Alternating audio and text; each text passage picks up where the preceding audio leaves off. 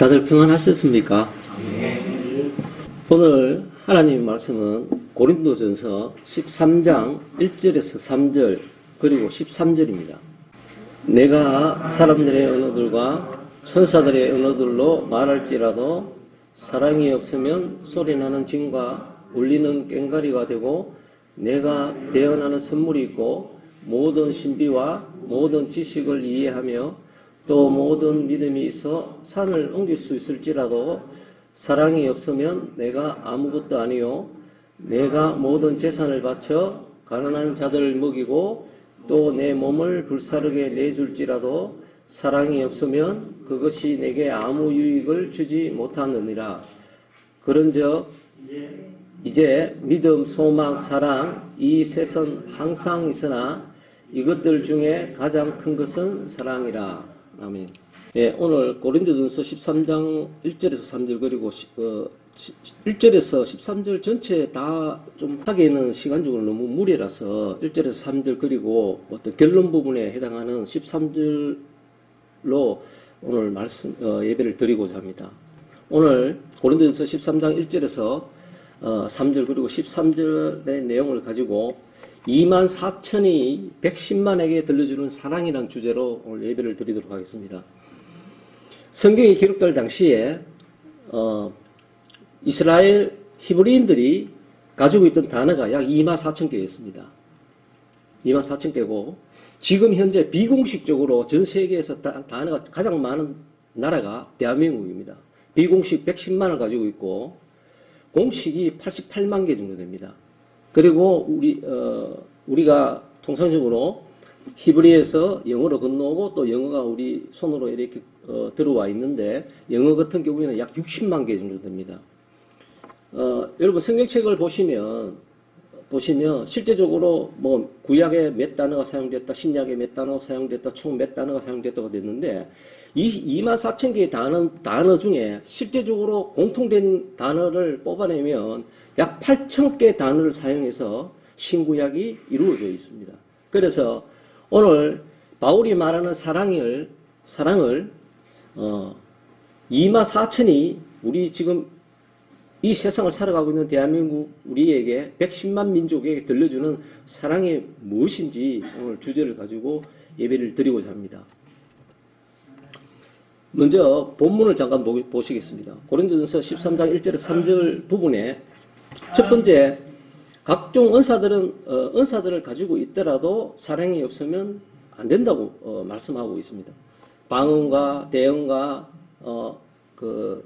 지식이 있더라도 사랑이 없으면 안 된다고 말씀하고 있습니다. 또 산을 옮길 수 있는 믿음이 있더라도 사랑이 없으면 안 된다고 말합니다.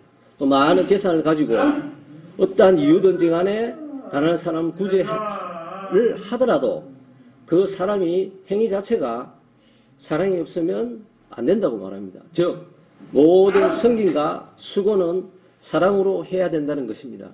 우리가 지금 이 자리에서 예배드리는 것, 지체들을 섬기는 것, 또한 가난한 자들을 섬기는 것, 이 외에 믿음으로 행하는 모든 것들이 사랑으로 해야 된다고 지금 바울이 말하고 있습니다. 즉 사랑이 없으면 모든 것을 유익을 주지 못한다고 바울을 통해서 하나님이 전가하시기 때문에 우리는 이 말씀을 그대로 믿어야 됩니다. 두 번째는 오늘 본문에서 읽지는 않았습니다만 10절에 보시면 완전한 것이 오면 그때는 부분적인 것이 없어진다고 말씀하십니다. 완전한 것이 오는 그때란 성경이 기록되는 완성되는 그때를 말하는 것입니다. 이 말씀을 선포하는 시대에는 구약밖에 없었습니다. 그래서 그 시대에는 사도, 방언, 병고침 등의 은사들이 존재를 했습니다. 또한 그 시대에는 시대적 환경이 로마의 엄청난 박해 속에서 하나님의 말씀을 선포해야 되기 때문에 그때에는 사도들과 제자들에게 하나님의 권능이 반드시 나타나야지 그들이 믿고 따랐기 때문에 그런 은사들이 존재를 했던 것입니다. 또한 이방 족속들이 수많은 가짜신들이 이스라엘을 억압하는 시대였습니다. 즉 그들의 신들은 가슴도 주릉주릉 여러 개 달리고 엄청난 힘을 가한다는 그런 이방 족속들의 어떤 신들이 있었습니다. 그래서 사람의 아들로 온 것을 굉장히 부끄러워했습니다. 그래서 하나님께서는 그때 성경에 완성되는 그 시기, 완성되기까지는 사도들과 제자들에게 하나님의 권능이 나왔습니다. 그래서 바울은 로마로 압송되는 시기에도 뱀 독사에 물려서도 죽지 않고 또 죽은 사람들을 살리는 그런 의사들이 존재를 했던 것입니다. 하지만 지금은 사도, 대형, 병고침 등의 은사는 지금은 없습니다. 왜? 그런 표적이 없어도 우리는 진리의 복음을 믿기 때문입니다. 지금 우리 손에는 구약만 있는 것이 아니라 하나님의 완성된 말씀, 신약까지 다 존재하기 때문에 우리는 복음을 부끄러워하지 않고 우리는 그 말씀 그대로 믿는다는 것입니다. 마지막 13절에 믿음, 소망, 사랑 중에 가장 큰 것은 사랑이라고 바울을 통해서 종지부를 찍어버립니다. 우리는 믿음을 가지고 이 세상을 살아갑니다. 우리는 그 믿음을 가지고 예수 그리스도의 재림을 소망하는 가운데 이 세상을 살아갑니다. 이런 세상을 살아가는데 가장 필요한 것은 바로 사랑이라고 바울을 통해서 말씀하고 계십니다. 그러므로 우리는 하나님의 사랑의 열매로 세상에 드러내며 살아가야 할 의무가 우리에게 반드시 존재한다는 것입니다. 바울이 말하는 이 사랑을 그러면 우리가 가지고 있는 성경 전체를 통해서 그 중에서도 예수 그리스도의 가르침을 통해서 오늘 본문에서 말씀하신 걸 말씀하고 계신 것을 연관시켜서 오늘 알아보도록 하겠습니다. 예수님께서는 우리에게 큰 계명을 주셨습니다. 마태복음 22장 37절 40절로 사랑하라는 겁니다. 첫째로 주 내 하나님을 사랑하고 내 이웃을 내 자신과 같이 사랑하라 하는 큰 계명을 주셨습니다. 이 계명이 모든 율법서와 대언자들이 말하는 그 기록들이 이 두 계명 아래 매달려 있다고 말씀하십니다. 그리고 이 계명을 주시고 요한복음 13장 34절에서 35절을 보시면 이 너희가 서로 사랑하면 내 제자인 줄 알리라 합니다. 그럼 반대로 이야기하면 너희들이 사랑하지 않으면 너희는 내 제자가 아니라는 이야기입니다. 그렇지 않습니까? 근데 오늘 고린도전서 13장 1절에서 3절 그리고 13절에서 말씀하시고 계시는 말씀과 예수님께서 주신 큰 계명을 가지고 연관시켜 볼 때 그러면 제자인 줄 알리라 했으니까 예수님께서 공생애를 시작하실 때에 제자를 부르는 그 시점에 오늘 본문과 연관되는 자를 한번 찾아봤습니다. 찾아보니까 오늘 본문과 연관된 것이 나다나엘을 만나는 그 말씀에 연관이 있습니다. 요한복음 1장 43절에서 51절에 나다나엘을 만났을 때 예수님께서 나다나엘에게 야곱의 사다리를 말씀하십니다. 그러면 먼저 야곱의 사다리로 먼저 건너가 보겠습니다. 창세기 28장 10절에서 22절에 야곱이 부엘세바를 떠나 하란으로 갑니다. 직전 창세기 27장 47절에 보시면 장작던 상속으로 인해서 야곱이 하란으로 도망갈 수밖에 없었습니다. 그래서 자기 고향 부엘세바를 떠나고 자기 아버지, 자기 어머니를 떠나서 하란으로 갑니다. 그리고 자기 친구와 자기 터전을 놔두고 하란으로 갑니다. 이 모든 것들은 리브가의 계획대로 다 이루어진 것들입니다. 그래서 이삭은 리브가의 계획에 반대할 내용이 없었기 때문에 허락을 하고 떠나게 됩니다.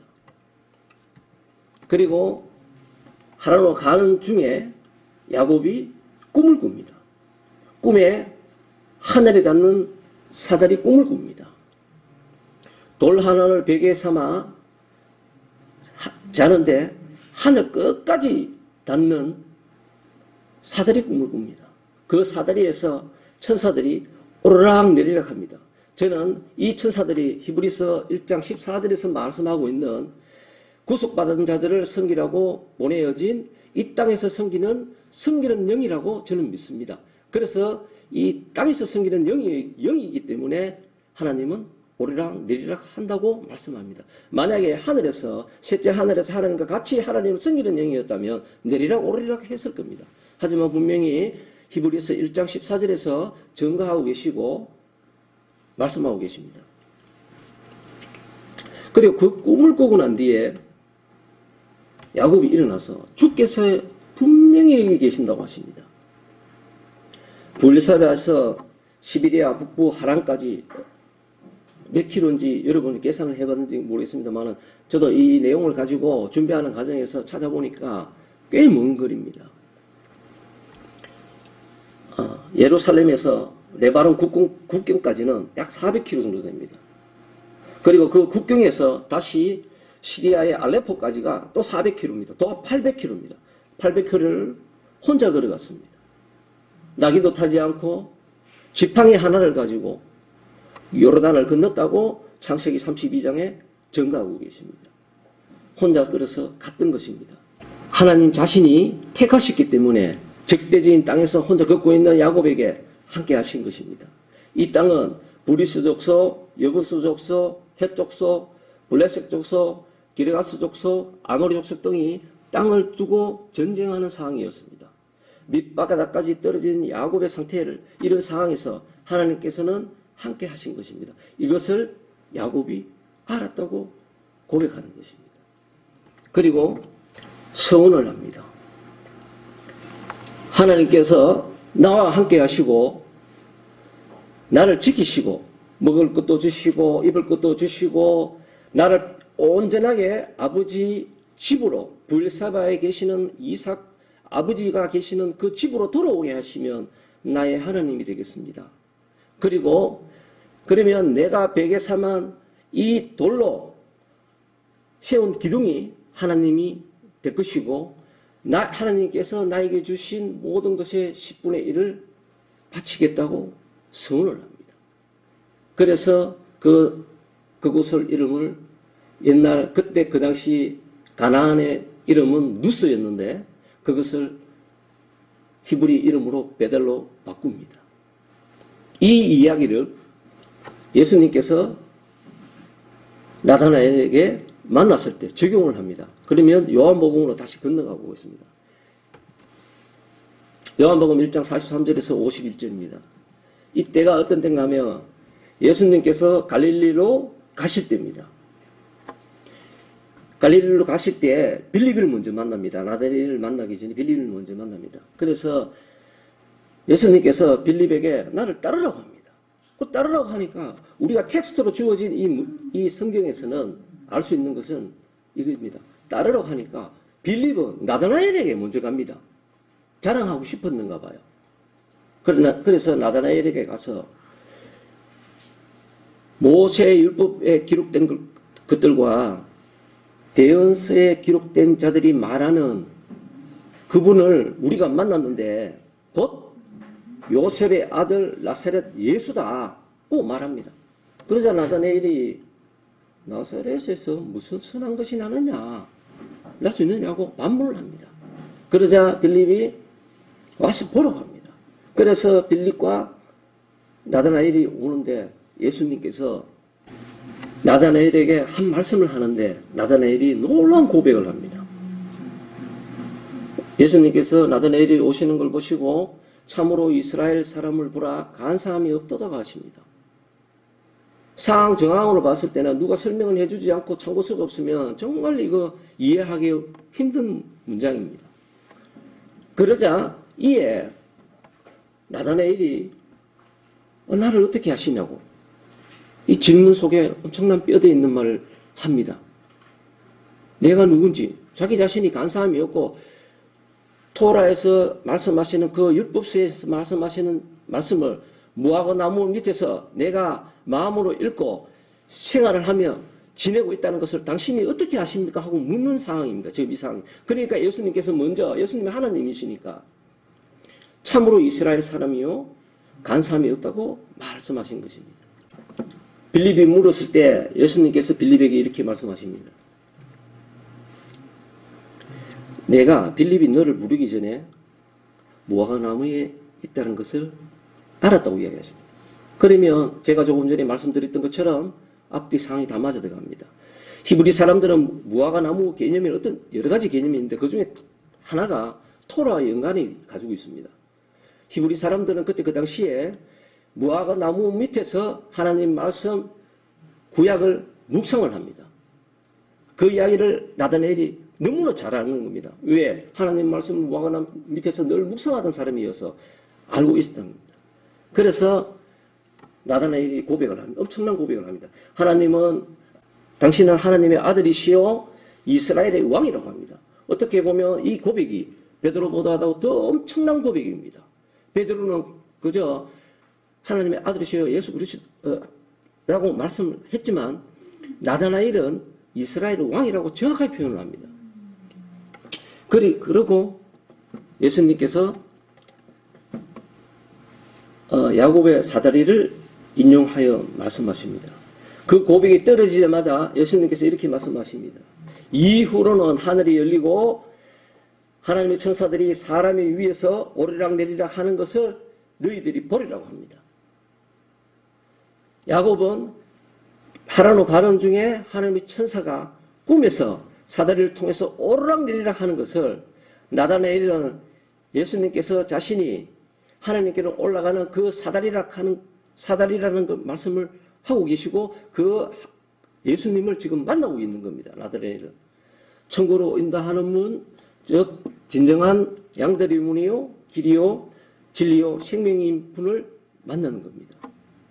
여기서 잠깐 출애굽 3장 1절에서 6절로 잠깐 건너가 보겠습니다. 모세와 시내산의 이야기입니다. 모세가 하나님을 첫 만나는 장면이 출애굽 3장 1절에서 6절에 기록되어 있습니다. 모세가 광야 뒤편으로 산에 오릅니다. 모세는 시내산에 불타는 떨기나무에서 하나님을 만납니다. 그러자 주께서 자신은 모세 너의 조상들의 하나님이다. 나는 아브라함의 하나님이요 이삭의 하나님이요 야곱의 하나님이라고 말씀하십니다. 제가 사랑 이야기 하다가 예수님께서 사랑 선포하실 때 제자들을 불렀 당시에 예를 들어서 나다나엘까지 왔고 뜬구름없이 모세 시내산을 이야기를 잠시 했습니다. 여기서 의문사항이 있습니다. 여러분 제가 모세 시내산까지 말씀을 했는데 의문점이 드실 겁니다. 그러면 야곱의 사다리와 예수님의 사다리와 모세의 시내산의 공통점이 무엇이냐? 야곱은 꿈에서 사다리를 통해서 하나님을 만났습니다. 나다나엘은 하나님을 만날 수 있는 그 사다리로 자기 눈앞에 실제화해 주신 그 예수님을 만났습니다. 모세는 시내산에 올라가서 하나님을 만났습니다. 이 세 가지의 본문은 공통점을 반드시 가지고 있습니다. 두 번째 의문점입니다. 오늘 주제 24,000의 민족이 110만의 우리에게 사다리와 시내산을 통해서 알려주는 것은 무엇이냐는 것입니다. 야곱이 하나님을 만났던 그 사다리라는 단어의 히브리의 숫자 값은 130입니다. 모세가 하나님을 만나기 위해서 시내산에 올라갔던 그 시내산의 히브리 숫자 값이 130입니다. 그래서 히브리의 숫자 값 130은 하나님을 만나는 것으로 되어 있습니다. 그러면 신약에서 사다리나 시내산에 올라간 자가 있습니까? 혹시 있나요? 여러분, 바울은 회심하고 어디로 갔습니까? 바울은 회심하고 사도들이 있는 예루살렘으로 바로 가지 않았습니다.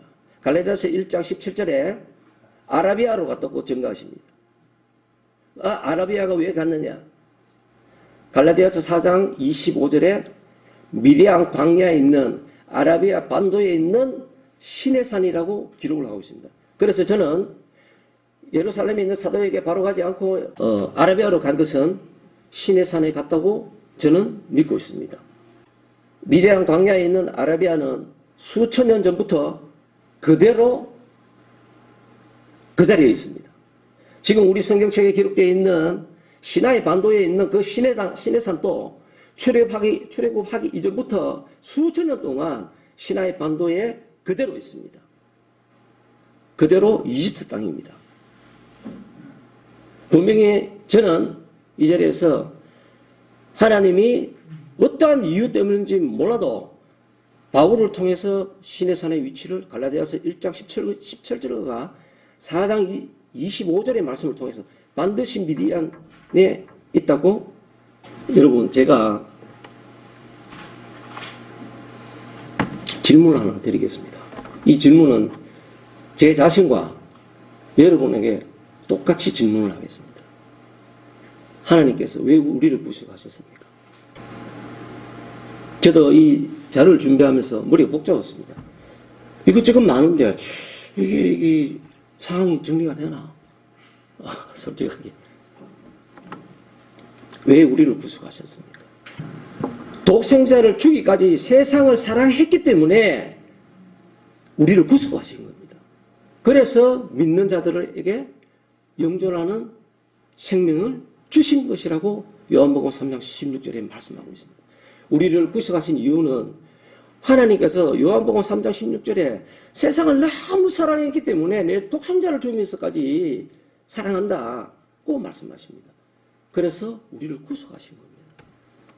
두 번째 질문 한번 드려볼게요. 그러면 하나님은 왜 세상을 이렇게 사랑하셨습니까?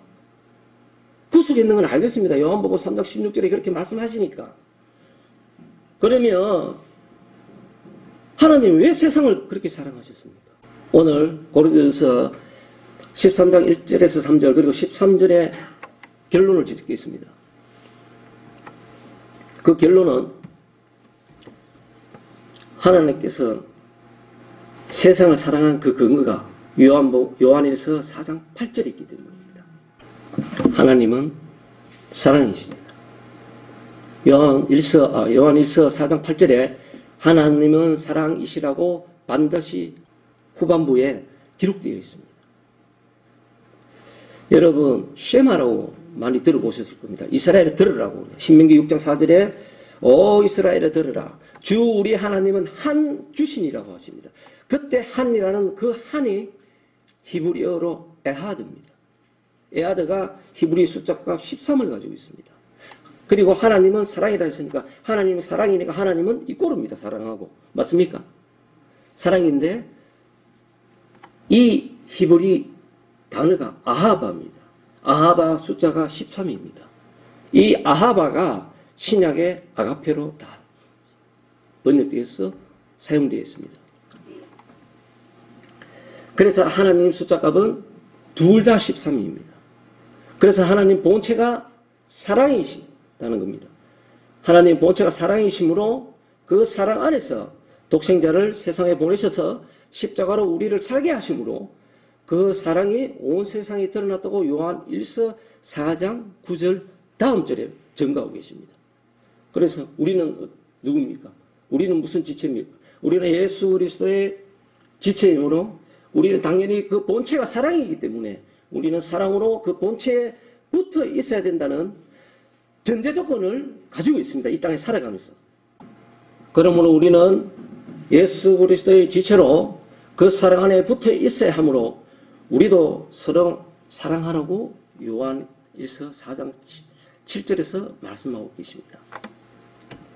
사랑의 10천만이 하나님을 만났던 야곱의 사다리가 되어서 그 본체에 붙을 수가 있고 사랑의 10천만이 모세의 시내산이 되어서 하나님이 만날 수 있다는 겁니다.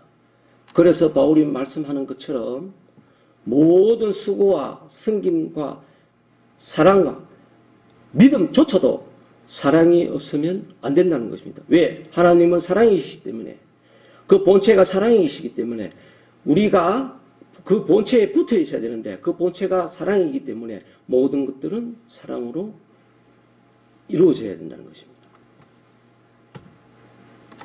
다 같이 요한일서 4장 8절을 같이 읽도록 하겠습니다. 시작. 사랑하지 아니한 자는 하나님을 알지 못하나니 이는 하나님이 사랑이시기 때문이라. 아멘. 하나님은 사랑이십니다. 그래서 바울은 가말리엘의 수제자입니다. 가말리엘의 문화생이 100명 정도, 문헌을 보면 100명 정도 입학을 한다고 합니다. 그 중에 템플러에 속하는 10명 정도가 마지막 수업이 끝나는 박사학위까지 이끌고 간다고 합니다. 그 박사학위 중에 최상위 1인이 가말리엘의 제자가 됩니다. 그 제자가 바울입니다. 바울은 가말리엘의 후손이고 제자이며 유명한 랍비입니다. 또한 지금으로 따지면 검사 출신입니다. 그래서 바울은 하나님의 구약의 말씀, 왜 사랑하라는지, 예수님께서 큰 계명을 모든 율법서와 대언자들의 글이 이 두 계명에 달려 있다는 것을 바울은 너무너무 잘 아는 겁니다. 그래서 우리에게 24,000 단어를 가진 히브리인 바울이 110만 우리에게 가르쳐주는 고린도서 13장 1절과 3절 그리고 13절 종지부를 통해서 너무 쉽게 풀었지만 누가 설명을 좀 해주지 않으면 좀 어려운 부분이었습니다. 그래서 오늘 지금 화면에 보시는 대로 사랑하지 않은 자는 하나님을 알지 못한다고 했습니다. 왜? 하나님이 사랑이기 때문에 우리는 사랑으로 그 지체에 붙어야 되고 이것이 예수 그리스도의 지상 명령입니다. 저희들에게. 기도드리겠습니다. 하나님 아버지, 오늘 말씀을 통해서 왜 우리를 구속하셨는지, 왜 세상을 그렇게 사랑하셨는지 알아보았습니다. 하나님은 사랑이십니다. 하나님은 사랑이심으로 우리 모두는 예수 그리스도의 지체로서 그 본체가 사랑이심으로 그 본체에 붙기 위해서 사랑을 해야 된다는 것을 알게 되었습니다. 이 귀한 말씀을 바울을 통해서 알게 알려주신 하나님의 놀라운 섭리에 감사를 드리며 이 모든 것을 예수님의 이름으로 감사히 기도드립니다. 아멘. 다음 다 같이 찬송 부르고 개인 각자 기도하고 마치도록 하겠습니다.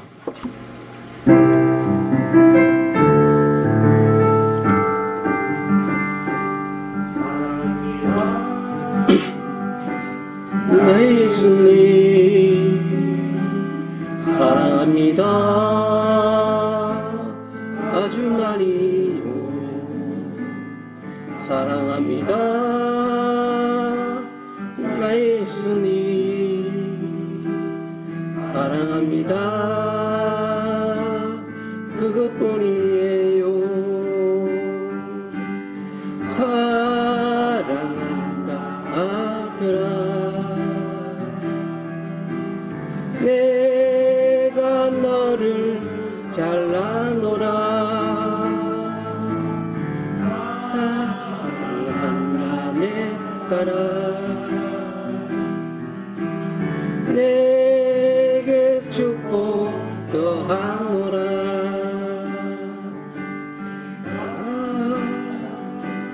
나의 예수님 사랑합니다. 아주 많이요 사랑합니다. 나의 예수님 사랑합니다.